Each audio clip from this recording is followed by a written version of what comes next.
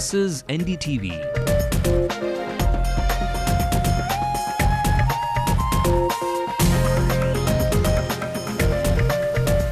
And you're watching NDTV Hindu.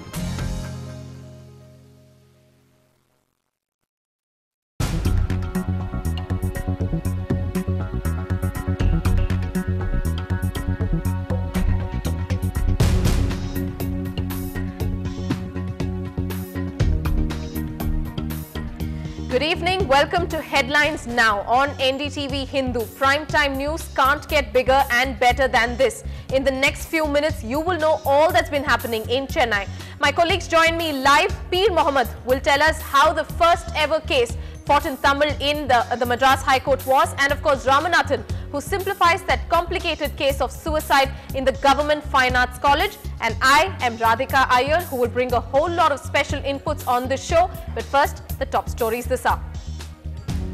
The Chief Justice of the Madras High Court allows the case to be argued in Tamil, but the lawyers are far from happy. They want a written assurance. That agitation will go on till that Tamil is declared as official language in court. A police case is filed a day after Shashi Kumar committed suicide, but the students want nothing but the arrest of the college authorities. After Tamil in the High Court, now Amma attacks the DMK over Kaveri water issue. If lawyers want to argue in Tamil, why should engineers be deprived of studying in the language? New engineering courses now in Tamil. It's 30 minutes or not at all. Madras University promises fast-track admissions for correspondence courses. NDTV Hindu tells you all about how to put your rights right on track. Mahroof takes a hat-trick and reduces India to 209. Rohit puts up a valiant fight, but others fail to keep pace. The lawyers may not have won the argument fully, but it seems that at least the start seems promising for them. The Chief Justice of the High Court today allowed a lawyer to argue a case in Tamil, but there is no official announcement yet on whether Tamil can be used inside courts from now on. And that is the point of controversy for the lawyers, who say that they need a written assurance and nothing short of that before they call off their protest. The lawyers in the state have been demanding that they be allowed to use Tamil language inside the court. The protests, which began from Madurai bench initially, have been on for the past 2 weeks now. In fact, some were on a fast unto death. Arrests were made subsequently, and now lawyers also want their arrested counterparts to be released without further delay. The 20 advocates imprisoned for holding protests continued their fast unto death. In fact, the condition of one of the protesting advocates, Bhagat Singh, is said to be critical. He has been shifted to government Rajaji Hospital.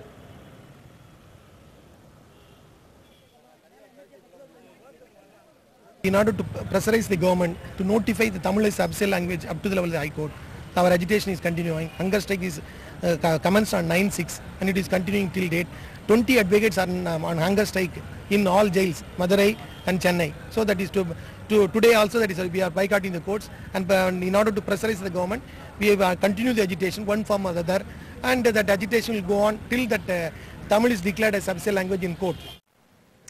Well, my colleague Peer Mohammed was there at the High Court all day long. He joins us live now. Peer, how different was the argument in Tamil? It was done for a trial, I suppose. And what really was the judge's reaction? And did the Chief Justice, now that he's allowed one case, is it an indication that this perhaps could become official? Yes, Radhika. Yesterday, Chief Justice promised the advocates that he would not oppose arguments in Tamil by the advocates, and he lived up to his promise. And today, one advocate, Ramesh Manikandan, argued his case in Tamil. That was a case about disqualification of Open University graduates. The Ramesh Manikandan argued in Tamil for over 5 minutes, but Chief Justice, because he originally hails from Jharkhand, he took the help of his colleague in the bench, first bench, who is Justice Murugesan, and he got the translation and then posted the case next week. Justice Murugesan translated word by word all the arguments put forth by Ramesh Manikandan in the case. This unless it is given as a circular or as a notification, it won't be official. and it also needs President's approval to be enacted as a law. All right, Peer, thanks very much for joining us live there. It seems like a big process, not just to bring about Tamil as an official language, but even that trial process seemed to have been quite tedious because it required that word-to-word translation. Well, thank you very much, Peer, for joining us there. Moving on, it is a campus meant to promote art, and finally so. But the Government Fine Arts College in Chennai has been in the news for nothing related to art in the recent times. A day after a student committed suicide in the Government College of Fine Arts, a police case has been registered.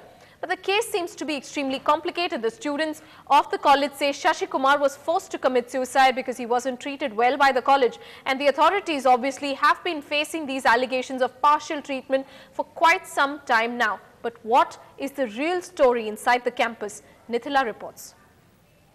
The World Classical Tamil Conference opens in Coimbatore tomorrow. But not being able to be there reportedly drove art student Shashi Kumar to commit suicide. Fellow students protesting his death say his dream of presenting his terracotta works at the conference was deliberately stopped by the college authorities to punish him. செம்மொழி மாநாட்டுக்காக அவர் தயாரித்த குரல் ஓவியங்கள் எல்லாமே அழிஞ்சு போச்சு. செம்மொழி மாநாடு நாளையிலேருந்து தொடங்குறாங்க, அதில் காட்சிப்படுத்த முடியல. இந்த உளைச்சல் இப்படி தொடர்ச்சியாக அவர் மனோகருடைய இந்த நடவடிக்கை இருக்கு இல்லைங்களா, அது யாருக்கிற ஒரு டார்ச்சர், ஒரு மனுஷனை மென்டல் டார்ச்சர் கொடுத்து பாதிக்கப்பட்டு தான் இப்போ சூசைட் அட்டெம்ப்ட்ன்ற மாதிரி போய் சூசைட் ஆகிருக்குது. சாவு குறித்து எங்கள் முதல்வர் மேலே சம்மந்தப்பட்ட முதல்வர் மேலே நடவடிக்கை எடுக்கணும், மனோகரன் மேலே நடவடிக்கை எடுக்கணும். குறிப்பாக இந்த சாவு குறித்து எந்த ஒரு ஆசிரியர்களும் எங்களை இன்னும் பார்க்கல. மாணவர்கள் மட்டும்தான் ரோட்டில் அனாதையாக நிற்கிறோம். உங்கள் பெற்றோர்களுக்கு நாங்கள் என்ன பதில் சொல்கிறதுன்னே தெரியல. The students say the college did not allow Shashi Kumar to participate in the World Tamil Conference after he led a protest against the college management. எங்களோட கோரிக்கை மனோகரனை கைது செய்யணும். எங்கள் கல்லூரி புதிய பாடத்திட்டங்கள் வரணும், எல்லா கல்லூரி வேணாம ஒழுங்கா இருக்கணும், டீச்சர்ஸ் வேணும், எங்களோட குறைகளை போக்கணும், தேவையான மெட்டீரியல் வேணும். இதெல்லாம் கேட்டா நாங்களா குற்றவாளி. The students have now registered a police complaint at the Periyampet police station.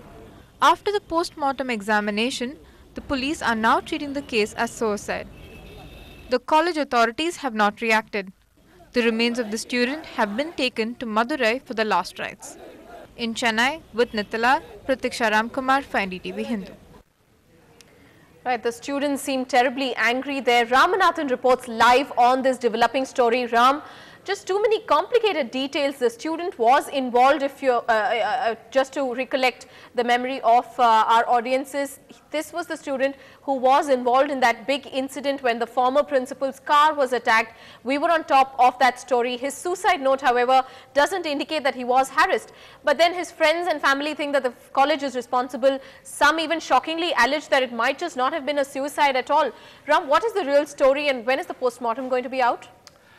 Well, Radhika, that's precisely the point right now. The problem is that there have been so many conflicting versions of what exactly happened. And as you rightly pointed out, this Government Fine Arts College here in Chennai has been in the news for all the wrong reasons. In March, there was this big protest by the students. And this case, they say, is directly linked to that. What is, some colleges, as we saw in that news report by Nithila saw, what some college students would like to believe is that this had to do directly with the fact that Shashi Kumar was at the upfront of those protests in March, and college authorities did not like him too much, and because of that they created a hurdle for him in participating in the World Classical Tamil Conference, for which he had worked really hard. He had in fact created some terracotta tablets out of the many poems, etc., etc., and he was known to be a very good student of fine arts, and he was allegedly not allowed by the college authorities to participate. Some kind of allocation of funds wasn't given to him what was required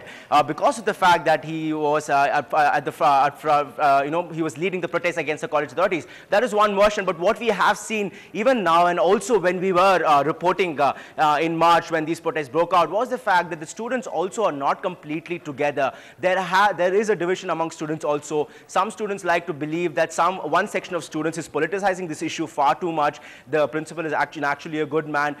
We have had alumni telling us that the principal is not all that bad. So this issue, and what is actually creating a confusion furthermore, is the fact that the college authorities have chosen to remain deafeningly silent. They are not willing to speak to the media, but more so they're not even willing to speak to the students, which is actually angering the students even more.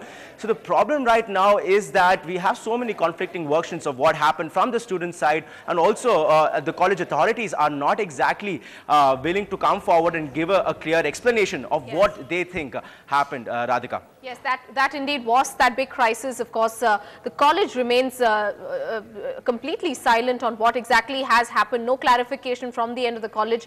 The students seem divided at this stage. We don't know what the real story is, but all we can tell you at this moment is that it is a very difficult time for that family there, which is mourning the death of Shashi Kumar, who seemed to be a bright student, perhaps who became a victim to the entire politics, dirty politics that was played inside the campus. Thanks very much, Ram, for joining us on that story. Moving on, even as the Chief Minister M. Karunanidhi is camping in Coimbatore, hoping to take a good 5-day break from his schedule to just sit back and celebrate the language of Tamil, the AIADMK Chief Jayalalitha has shot an arrow on the Kaveri issue. Amma has expressed concern about the crisis faced by Kaveri Delta farmers due to the dip in the Kuruvai crop cultivation.